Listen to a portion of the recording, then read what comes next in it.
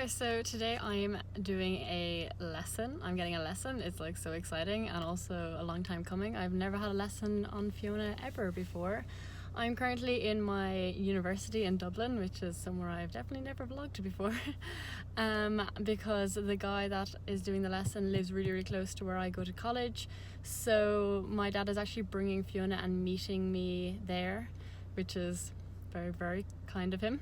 I'm very spoiled, so I'm going to drive there now and meet him. We're going to be there pretty early, but I'm going to have to groom her and everything because obviously I didn't load her this morning. So yeah, hopefully it goes well. I'm like really nervous actually. I don't even know why. I haven't had a lesson obviously ever on Fiona, and I haven't had a lesson in ages, so it all just kind of like adds up to me being really nervous, and I don't even know why I'm nervous. Like I can't like figure out why, like what is making me nervous. I don't know. So yeah, there's a guy walking past me now looking at me like I'm a weirdo. Okay. It's probably mostly going to be clips of my lesson, and I'll do a voiceover. I won't be like vlogging very much. It's like I just kind of want to do this intro to explain what I'm doing and why. So yeah, I will see you soon. So I'm on Fiona now and we're in the indoor because it is lashing rain and super windy, which I actually don't mind because we really need to work on our indoors. She finds it a lot harder just because she's so big. So I'm excited to struggle, but hopefully learn loads. Hello, voiceover, Holly here. I had absolutely no reason to be nervous. It was an amazing lesson. I enjoyed it so much and I really learned so much. So this is just me walking around, and then I'm just trotting around here, and he was just kind of having a look, seeing, you know, if he spotted anything, because I was kind of telling him a lot of our problems jumping are because of our flatwork, which is like pretty standard. A lot of problems come up in the flatwork and have a big impact on your jumping. So if you can see in this, I've always had a problem with her drifting on the right rein. You can see her back end just like swings out. It's like a car drifting around a corner, like the back wheels like fly out and drift. So up here I circle one more time and you can see her drift out, and then he tells me that I just need to keep my outside leg back a bit more, so you can like see her hind end swing out there. So I need to keep my outside leg slightly behind the girth, and I need to stay more even in my rein contact. I kind of give with my outside rein when I turn her right, and you can see there she was much straighter, and then she actually gave and wanted to stretch down because she was straight. So all these things just have a little effect.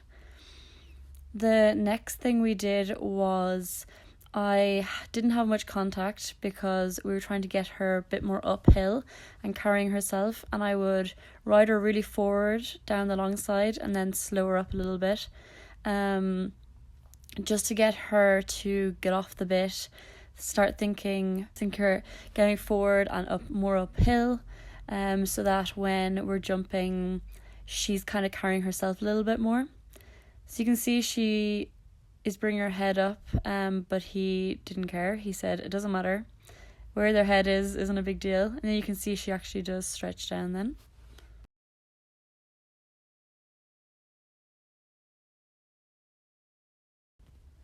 A big problem is that because she is so weak over her back, I have this thing where I feel like she has to work really long and low or in a good outline all the time so that she builds up that muscle. But unfortunately, as a result of this, she has gotten a bit downhill and relying on my hands a little bit.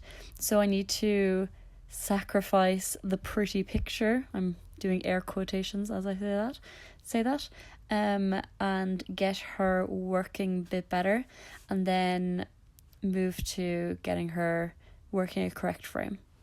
And in the canter, we were doing circles again. And he was getting me to really plan my circle a lot better, because if I mainly use my right hand to turn her, this is going to make her swing out. He kind of pictures her as a front end and a back end, and they're two almost separate horses because she's so long. But if I really plan and almost think to steer her with just my legs and kind of push her over instead of pull her over, She's actually a lot more balanced and straighter in the corner, and this really, really helped our jumping when we came to that. So yeah, I really, really appreciated this tip. Like, I'm just going to really think about what I'm doing a little bit more and plan it. So then we do more canter circles on the left rein. She is much, much better on the left rein. It's the right rein where she has all the weakness. If you guys know, when I first started riding Fiona, we couldn't even canter on the right lead. She was just so weak. So her left rein will always be better, but we're slowly trying to get the right rein to catch up to the left rein. And we are definitely getting there because, you know, we're able to canter on the right lead now, which is a pretty big bonus. He was also saying that I was getting a little bit too fixed with my contact in the canter, trying to hold it all together and, again, kind of make a prettier picture. But unfortunately, doing that isn't going to teach her to hold herself. So he was getting me to give my inside hand every so often just to kind of test the contact, test if she's holding herself, stop her from just relying on me all the time. And it actually got her feeling a lot lighter in the canter, so I was delighted with that. So the first thing we did was he had 2 poles 2 strides apart. They were on the track, but I had to jump them in the middle of the pole, which was just off the track, so it really tested our straightness and my corner. I'm using my outside leg around the corner. You can't really see the first one because my dad didn't film it very well, but she kind of dived at the second part and pulled me, which is what she does sometimes at shows. So then he was able to kind of get a look. It just shows that poles can really show up what happens when you're jumping. So then second time I overcorrected and ended up with 2.5 strides, which is another thing that happens at shows because I feel like she's very getting away with me. I try and hold her all together and end up just killing the canter. So he said, stop doing that. And I came around this time and it was much better. We got an even 2 strides. We were straight, no drifting or anything. And it's just shows that just jumping little poles you can improve your jumping just by cantering over poles. Like, all the basics are the same. It's just you don't have to jump your horse like 10 million times, which is a bonus. So then we did it on the right rein. And you can see she wasn't 100% straight there. Her hind end was kind of more to the inside of the arena, coming to the first pull, but then we straightened her after the pull. But it's just, again, working on my outside leg, not cutting my corner. He said that's a really big thing, and there we're a lot straighter. But if I cut my corner, it's gonna make my straightness even worse, especially with a big horse. So it's like so important that I don't cut my corner. The next thing we did was this exercise. First we did it in walk, where I am constantly giving and taking my inside rein just really lightly, and I'm moving her towards and away from him, just using my leg. And this was because on the right rein she tends to lock against my right hand. We were thinking maybe it's because I'm right-handed, so I'm a bit stronger, or maybe it's the weakness on her right side. It could be a few things, but we just kind of need to get her out of the habit, because she does, as I turn the corner on the right rein, she just really gets very hard in her mouth.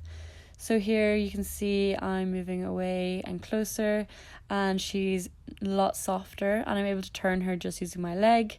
Then we do it in canter. Unfortunately, the arena isn't big enough for us to go away and come closer, because I don't want to be cantering tiny circles on her because she is a big horse. And you can see as she breaks into trot, she does find this very hard. So it just really shows up any kind of weaknesses in our training. And I'm definitely going to be practicing this at home in a bigger arena where I can canter bigger and smaller circles and get her really soft on my right rein. I also need to be more aware that I'm not kind of just like holding with my right hand and not giving it all, because that's obviously going to make her hold against my right rein and not give it all. It's all a give and take with horses, you can't be a taker. And then we started jumping. He just had me trot into a cross pull at first. Obviously he doesn't know the horse at all, so he kind of wanted to suss her out. So we just trot in, pretty basic.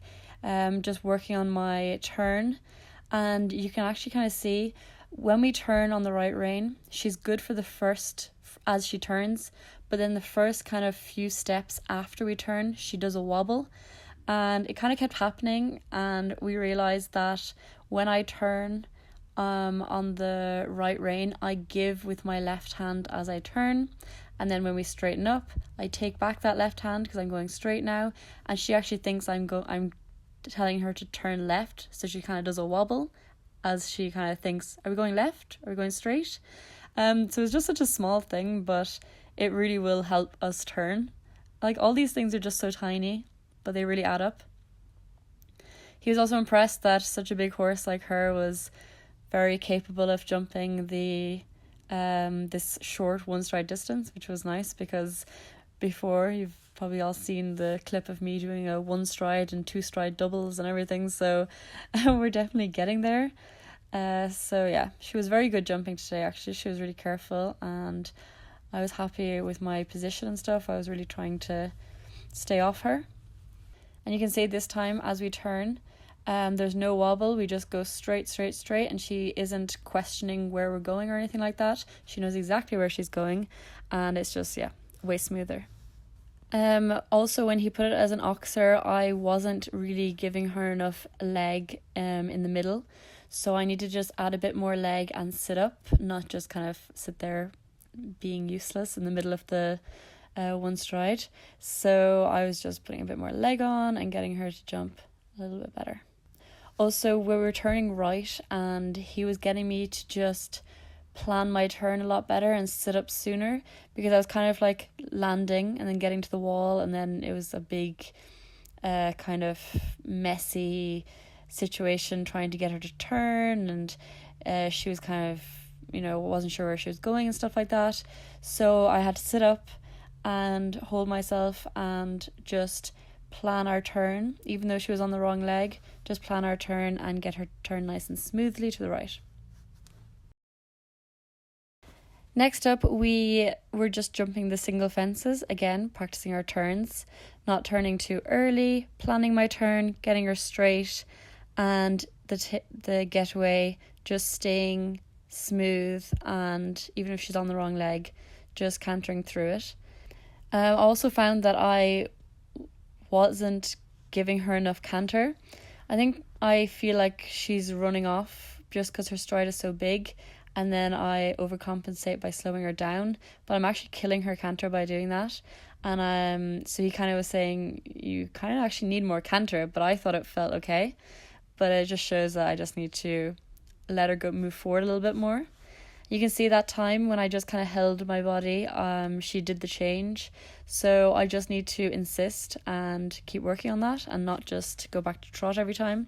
And then on the right rein, you can see there we drifted. We turned too early, and then we ended up jumping across the jump instead of jumping straight.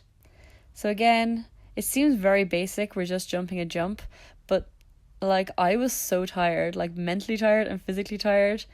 So here I'm coming around to it one more time. Again, planning my turn, not turning too early, using loads of outside leg and hand, and getting her straight, and then just cantering and waiting for her to be a bit more coordinated.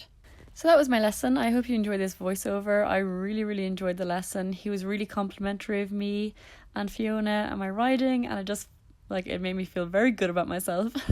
So hopefully I'll be getting more lessons if I'm able to get her up to him and stuff like that. I really enjoyed it. I really like his method of training, the way he thinks about the horse and stuff like that. I really agree with what he says, and I really hope I can get more lessons off him, because I feel like it'll really, really help, and we're going to improve so much quicker with the help of someone that actually knows what they're doing.